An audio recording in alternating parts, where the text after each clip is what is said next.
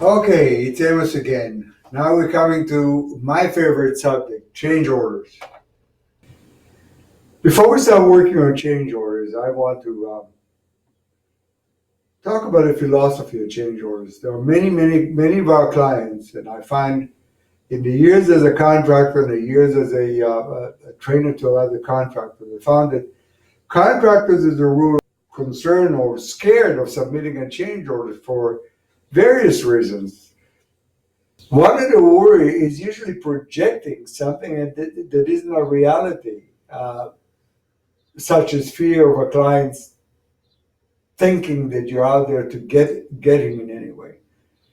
And I see this so often where clients are projecting that and anticipating a lashback from a client because they're submitting a change order. What you need to expect is that this is your own projection, your own fears. It's not a reality. Every project has got some changes that are going to happen, be them generated by site conditions or they can be generated by the client himself. And as a quantity surveyor, I know that in calculating funding for a project, we always allow for contingency of 15 to 20%.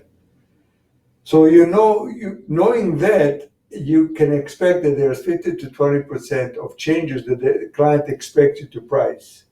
If you don't, it's money in their pocket, but it's there for the taking, for you taking. And you want to take advantage of that 15 to 20%. Notwithstanding that, anytime there's a change of a project, you're entitled to charge for that addition. It's a cost. You can't walk away from it. You got to price it. You got to charge for it. So don't be afraid to do that. There's a short story I'm going to tell you. A client of ours was doing a major renovation in the house. He was afraid to price a change order because he was afraid it was going to be about $60,000, $70,000, and he was afraid to take it to the owner. And I literally had to work with him for about 2 hours to get him past that point, just for him to lose that fear. Later on in the evening, he called me up and he said, I have no idea what I was afraid of. I priced a change order with $68,000. I took it to the client, put it in front of him. He signed it, no comment, no complaint, nothing. All the fears and the butterflies and the pain in my stomach and everything else that I was going through was my own issues. That's exactly what I'm talking about. This is the same thing that I see happening over and over again. So don't be afraid. Price a change order, stand your ground. You're a contractor, you're not a Salvation Army. You don't do things for free. Change orders is the opportunity to make the money on a project that you went in tight to start to begin with.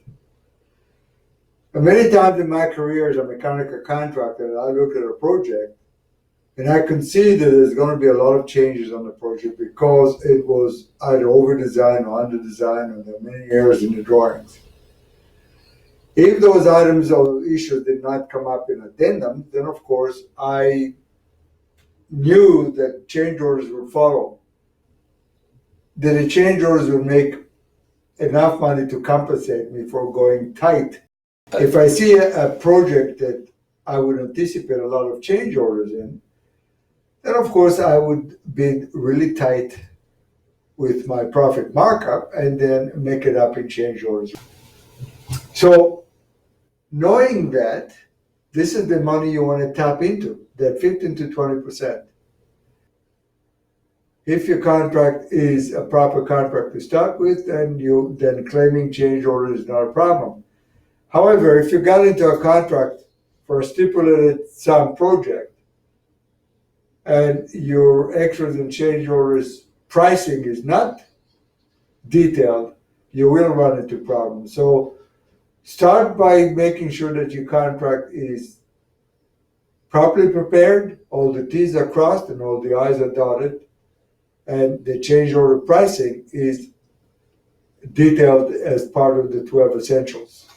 All right, before I go any further, I will ask Dan to join me in here and he'll explain the dashboard, and then I will walk through the pages with his assistant. So So we're go going ahead, to Dan. talk about the home page here. When you open change orders, it opens onto this home page, and it shows this flow chart just like everything in Isaac does. And each of these is a button. When you click on it, you go to that page just like everywhere in Isaac.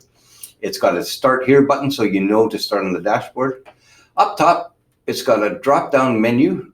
If I click on it, I can open the change order I've already made. I can save a change order I'm working on now. I can change it from a contemplated change order to an accepted change order, which we'll be talking about as we move along. Or I can return back to Isaac. Over here on the right-hand side, there's a button called Instructions. When I click on Instructions, I get 3 choices. There's online video instructions. There's PDF instructions. We'll just simply call up a PDF of the instructions for change orders, which you can print and save, or you can just read through on screen. Or I can pick on or in program instructions. If I pick that, it will cause question marks to show up on the page. The biggest question mark is usually an overview. So it says change orders homepage overview, and it gives you an overview of this page. If I click on this question mark, it will tell you all about this drop-down menu. So if you can't remember what I say in this video, just click on the question mark. It will explain it all on screen in front of you as you're working. If I click on this, it will explain the buttons that are on the home page. So anytime you're wondering about anything, if you click on the in-program instructions, chances are there's a question mark that will tell you all about what you need to know. That's it for the home page. We're going to go on to the dashboard next.